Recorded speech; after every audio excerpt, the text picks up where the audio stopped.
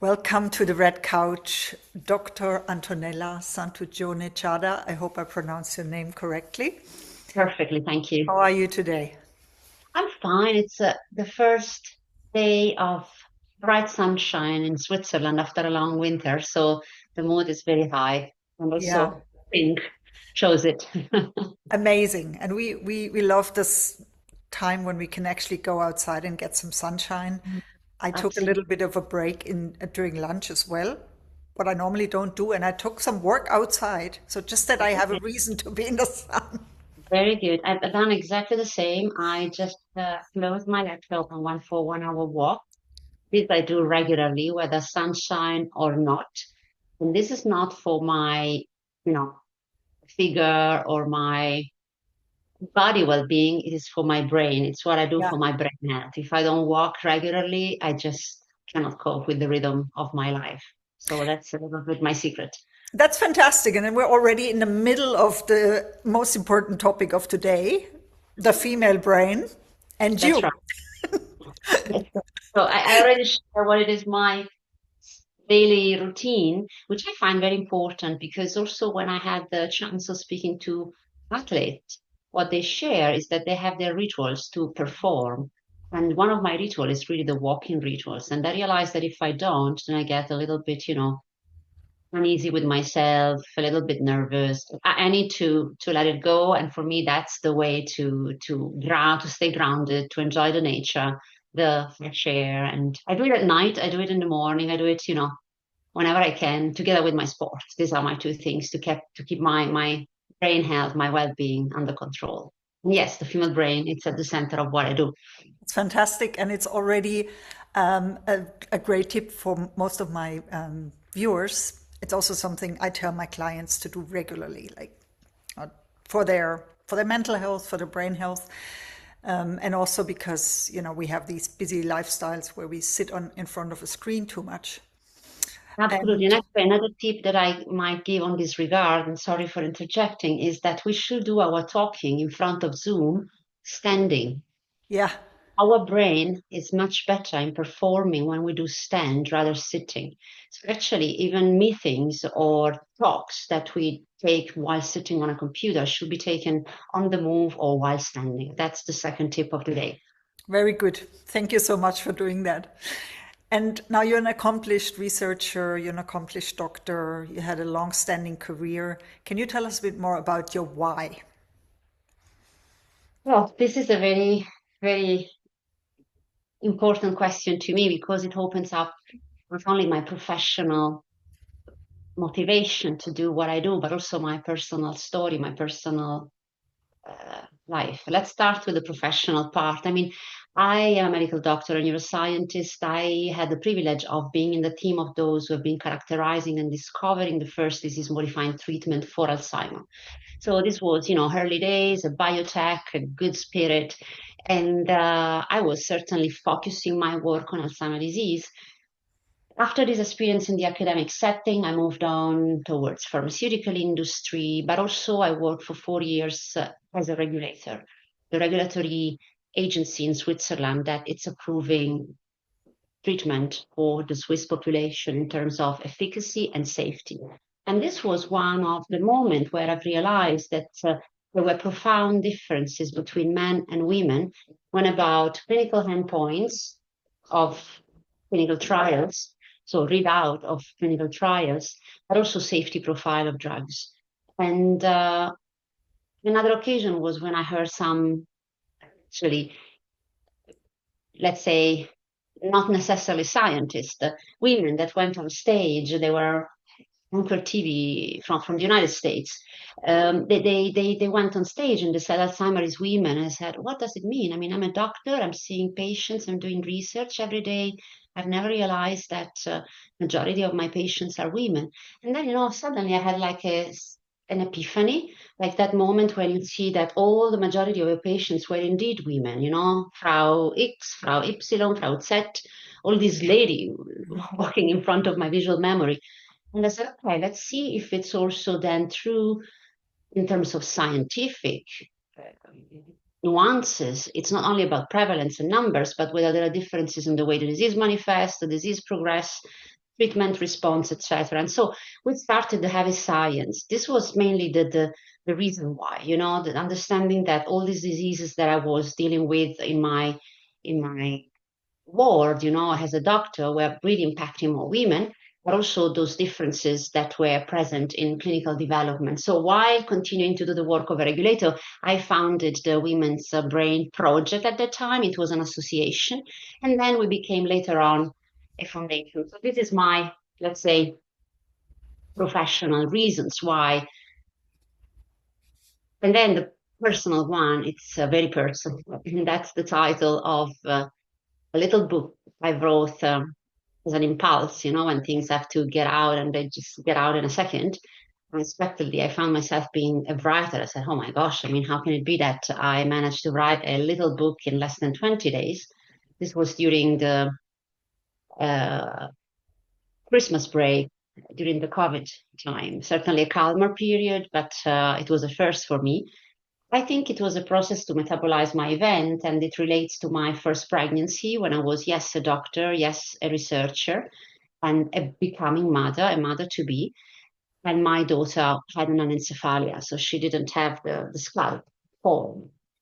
And that was for me like, the personal call to action. Why the female brain? Why did I have to read as a researcher that it happened to me? Also because she was a female baby girl. This condition is more frequent in female fetus or embryos, and that was what my personal reason. I couldn't talk about it till the moment I wrote this book. So for 10 years, it was a terrible pain, terrible anger. This feeling of being deprived of part of was belonging to you, a new life to welcome, the fruit of your big love. Just married. Oh, these are the two reasons why I got so focused on the women's brain. And then, I have been always a strong advocate, a bit of a rebellion. So I found my space where to have my battles, and I really like it. I mean, it gives me the joy of being alive and doing what I do. I'm so glad you shared this story with me and future viewers of this video. Because when I saw you for the first time at LGT Women's event, I was literally so blown away with your work. And I'm not sure if you're aware, but I'm an interculturalist. So there was a lecture that I did on intercultural research, and I said something in the last lecture. I say something like the psyche is not universal. And now, for the last 3 years, since I've been following you, I keep thinking about these topics so much more in terms of, like how limited our views of the world sometimes are. And that, even something so fundamental as those conditions that are so pervasive have not been researched properly. And half of the world population basically has not been seen properly in Absolutely. in the medical care. And this is painful. This is a reality. This is the beginning of a journey. I also say that it's an opportunity because, of course, we as women, as scientists, as doctors, as lay public, as citizens, we all can accomplish a change if we work together. And I think the unicity of the work of our foundation is exactly to bring all these different parts of the puzzle to act for a change. So we work with academia, with healthcare professionals, with policymakers, pharmaceutical industry, regulators, journalists, lay public, patients, ambassadors, artists, all to accomplish the common goal of improving health care for women. We have just released incredible publications because at the end, what matters to me is that we do peer-reviewed science. When you bring facts on the table, then you cannot be disputed. I mean, facts and data talk. Money talk and data talk, especially nowadays, right? I mean, talks maybe even more than money. And we need to walk our talk, meaning we need to walk our talk, which means we have to bring all these evidences we generate into an action. And if I think that, for instance, in the last 1 year, 1 year and a half, we've been able to publish more than 25, I think, peer-reviewed publication in journals like Nature and Lancet, where we bring evidences as why sex and gender differences exist in diseases like Parkinson, Alzheimer, multiple sclerosis. I mean, we can be really proud. And sometimes it goes beyond the pure research. I give you an example of a publication we just kicked off with the London School of Economics. We did an health economic modeling where we showed by increasing the physical activity of women to the same level of the one of men, by increasing the cycling off roads, meaning in the nature or not necessarily in the cities, we reduced the risk of dementia and we reduced the costs for the healthcare system so significantly that I think each policymaker should, by tomorrow onwards, sit down with the urban planner in the room and say, how can we encourage women to be more physically active to reduce even the risk of dementia when they're going to be 70 plus? Mm-hmm. And this is tremendously important because we know that women move less than men usually, simply because our life has a different character due to the role we have to bring to an end during the day, but also because cities, let's be frank, have been built up for men. The bias goes even to that direction, but this has implication on our health. Do you know what I mean? So it's not just not being women friendly, it's also impacting profoundly our health and our well-being. And that's just an example. So I could give you plenty of examples of the great science that we do. We did a roundtable resulting in a publication on Nature Medicine that had just been published, where we heard for the first time patients with Parkinson, right, who were women, telling us that when the hormonal cycle changes, because there are many women who are still fertile and experience Parkinson disease, they will tell you that as the menstrual cycle changes, the symptoms changes, or the L-DOPA doesn't work. And this has not been taken into account. In fact, we know that even safety issues are much more profound in women with Parkinson due to L-DOPA and other treatments than in men, simply because the model was a male model. And so the dosage, the treatment, the mode of action was not characterized on the female body. And that's a drama. It's a drama. Dr. Antonella, there's another thing that I found very impressive about your work. You do most of the work for the Women's Brain Foundation pro bono. You hire a number of researchers, scientists, and everybody works pro bono for the cause. I mean, honestly, that's just amazing. That's incredible. I mean, yes, what I can tell you is that I've always been a bit of a Robin Hood. And this was also when I was a young child. I always had the motto that you should take from those who have a lot and give it to those who have little. And that's also what I've done with me. I mean, I've worked always within great corporations, but I always cultivated by side my little garden where I was trying to bring the great talent I've met within the corporate world to work pro bono for the association and then the foundation. Why? Because I think that the pro bono side of things, first of all, it's well recognized by corporations. They allow their employees often to do some pro bono work, which doesn't mean volunteering. It means really to bring your excellence as a professional to the service of a greater cause or a greater good. And so based on this, I can tell you, I mean, we had a campaign that is called the Women Quota Campaign. It was designed for us fully pro bono by Ogilvy. Ogilvy, it is the communication agency, right, that it's known all over the world. It was done pro bono for us. Or we did a great collaboration with Charles River Associates. They are the consultant in the healthcare industry, in life science. They work for us pro bono. So what I'm trying to tell you is that my intuition was to identify this way of working, asking talented and passionate colleagues I met along the journey to help me to build up this institution.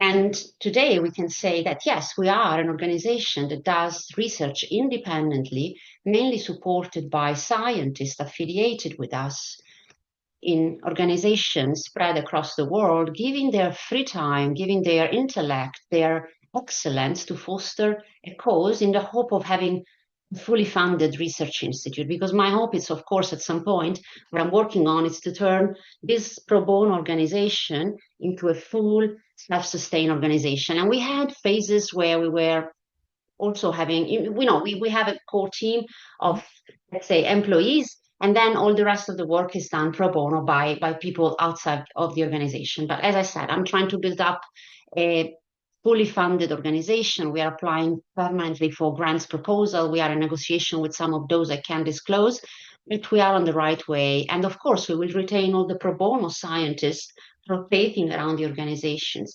It's very difficult, Angie, because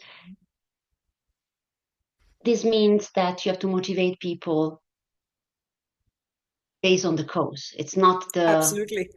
It's not the financial return of the time they invest. It's just the prestige. It's just Yeah. the sign, just the great cause you're bringing across, and the visibility, also the reputation that you give to these people. And that speaks to you as a leader, because it's a lot harder to motivate people by a cause than through authority or money.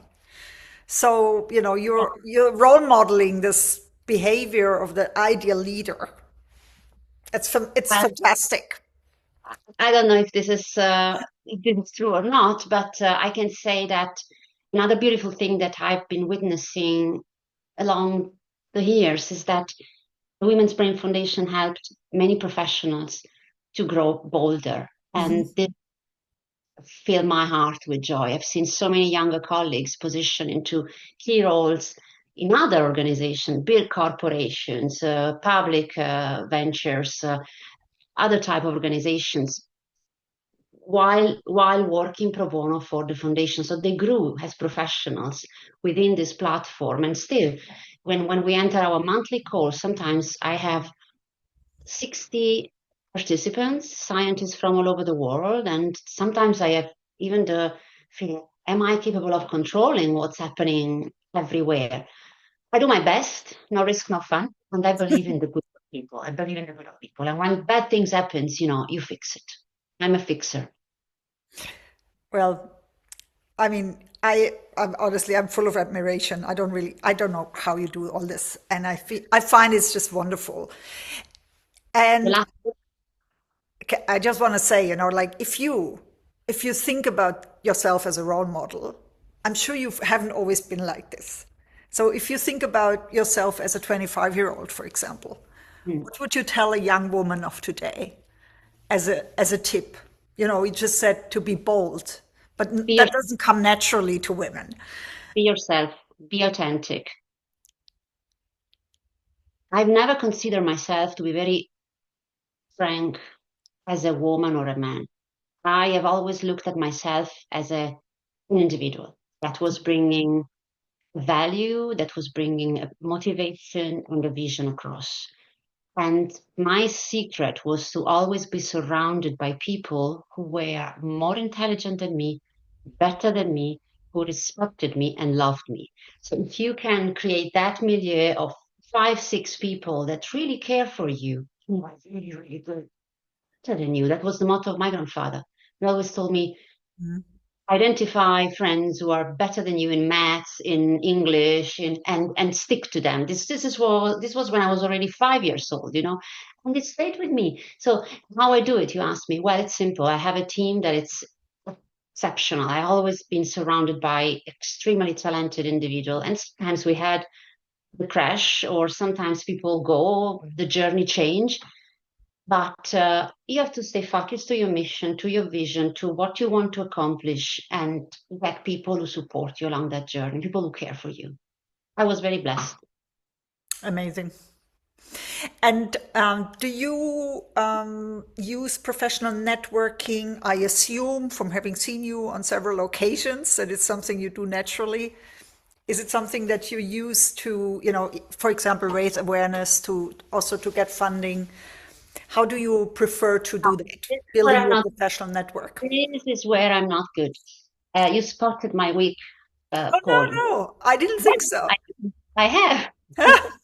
I think I am a network builder, so I have a great network. Uh-huh. But whether I use my network, hmm, I'm more of a giver than a Ah, taker, if you know what I mean. yes. So I should learn to ask more clearly what we need. And certainly we need financial support.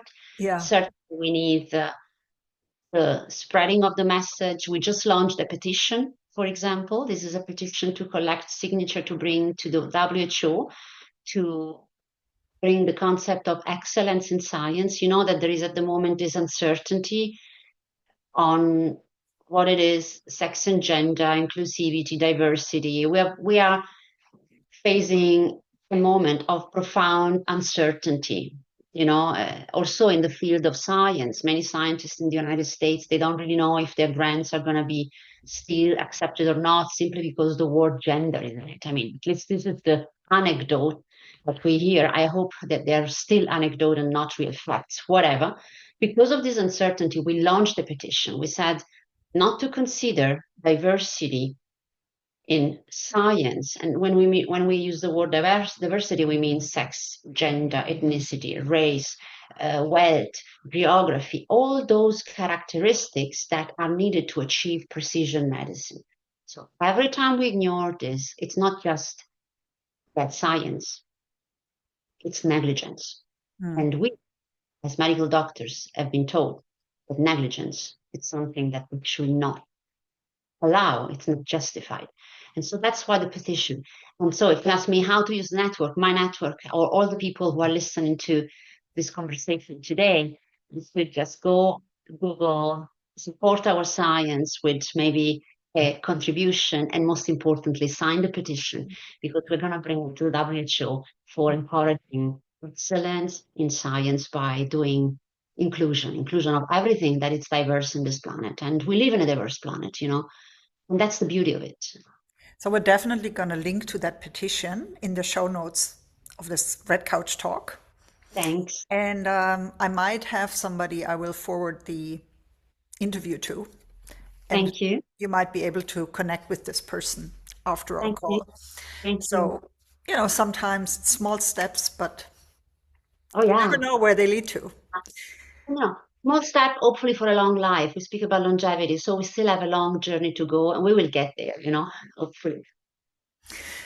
Well, is there anything else that is coming up? Do you have like an event or a talk, where people could see you live, for example?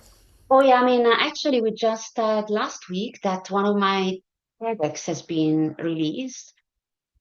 It's my third TEDx, Hmm. and I wasn't sure whether I wanted to do it or not. Now that I see it live, finally, then you see it. I think it makes sense. I had kind of a storyline, my TEDx. I didn't do that on purpose, just came out naturally. And so this is one thing I might suggest to have a look at. Then we are working on upcoming publications. One of them will be on Nature Mental Health. It will be released, I think, in a few weeks from now. It's a collaboration that we did with the McKinsey Institute of Health, again, pro bono, you see, on showcasing an important figure. You might recall the report that was launched by the World Economic Forum in 2024, where they've said by doing research in women, we have a return of investment of 1 trillion American dollars by 2040 in GDP, right? This is huge. It's a huge amount of money, almost the GDP of a country like Switzerland, actually. Now, 1/4 of this money, whether you believe it or not, and this is what we showed in this publication with McKinsey Institute of Health, 1/4 goes just for the brain of women. Hmm. So in other words, the brain is one of the most understudied, underserved organ of the entire body of the women, of the entire body of the women body. Hmm. And I find it impressive that 25% of 1 trillion, meaning $250 billion, goes in return of investment by doing research on the women brain. And we have introduced, therefore, the concept of the women's brain capital. It's a fully coined new term Mhm. that we bring in that TEDx across, and in these publications as well, because they are strongly interconnected in terms of content. Another publication coming out, it's sex and gender differences in Alzheimer's disease. So it's a follow-up of our Nature first publication. Now this is going to be the second one, ramping up all the evidences in the last 5 years for this unmet need.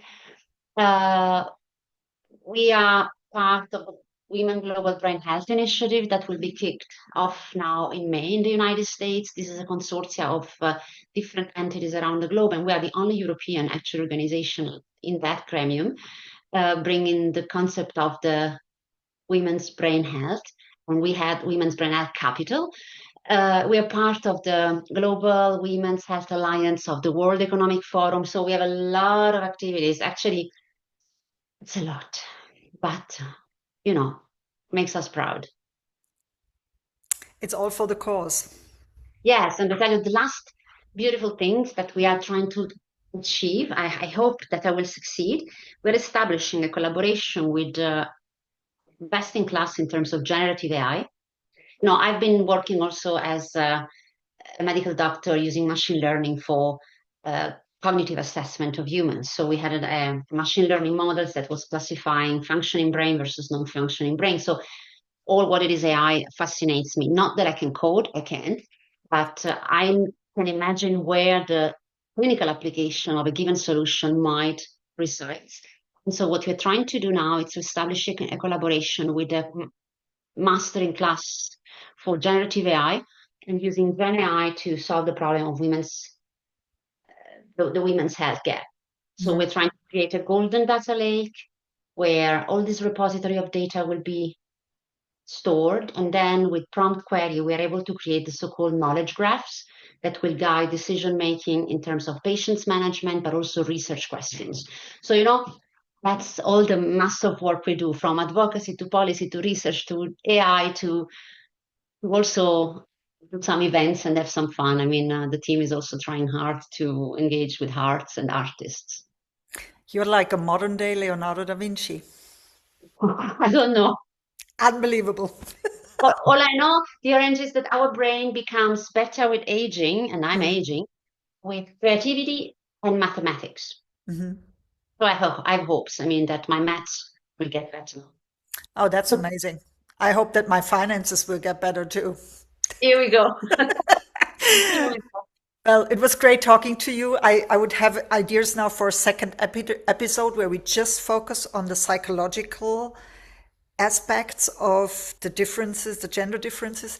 But, we probably have to wait until in 5 years, whenever you have time again. No, no, I'm I'm gonna do so it here. honored that I had you here. Thank you so much for joining us. You're welcome. Bye bye. Have a wonderful day. Bye. You too.